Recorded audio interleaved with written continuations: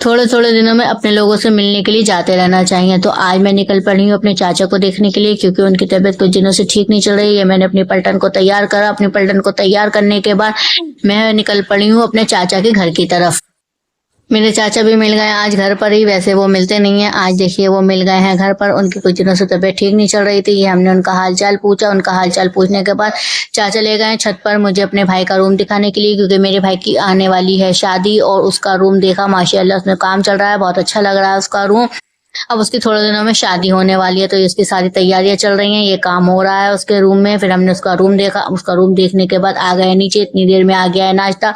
अपने घर आया तो फॉर्मेलिटी क्यों निभाना, तो वहां पर मैंने उठाया सीधा चाय का कप, क्योंकि ठंडी चाय बिल्कुल भी पसंद नहीं है मुझे। अपना चाय का कप मैंने जल्दी से उठाया। फिर उसके बाद ये देखिए मैंने इंतजार नहीं किया कि कोई मुझे दे चाय, और फिर ये देखिए मैं अपनी चाय एंजॉय कर रही हूँ। ये मेरी बहन अपने बहनोई का नाश्ता करा रही है। देखिए सबका नाश्ता करा रही है। मैंने सोचा मुझे नहीं देगी अपनी बहन को, बहनोई का कराती रहेगी। फिर उसने जल्दी से फिर मेरे लिए भी लेकर आई। बोली लो बाजी नाराज मत हो, जल्दी से तुम खा लो।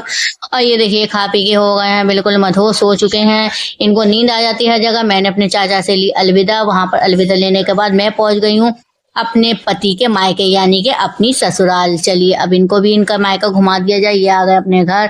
फिर हम अपने घर आने के बाद अपनी ससुराल में फिर मैंने सासू माँ को किया सलाम दुआ। सलाम दुआ करने के बाद उनका हालचाल लेने के बाद फिर देखिए हम लोग बैठ चुके हैं। उनसे खूब सारी बातें की। फिर उसके बाद इतनी देर में मेरी देरानी लेकर आ गई नाश्ता, गर्मा गर्म समोसे। आज लग रहा है पेट फटने वाला है, बहुत ज्यादा नाश्ता हो जा रहा है कि चलिए मुझे यहाँ पर 2-2 समोसे खाने पड़े, क्योंकि मेरे हस्बैंड जी ने समोसा नहीं खाया, उन्होंने नहीं खाया, तो उनके बस्ते का भी मुझे ही खाना पड़ा।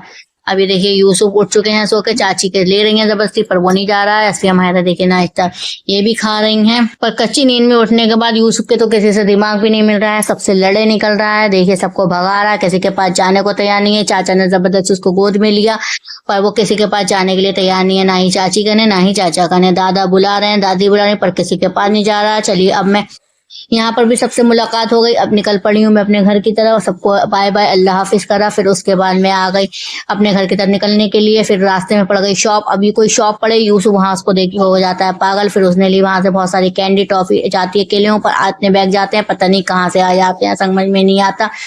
फिर चलिए मैं आ चुकी हूँ। अब यूसुफ बैठ गए अपनी चीज का इंतजार करने के लिए। मैंने एक जेली दी, पर वो नहीं, उसको तो चाहिए थी सारी चीजें।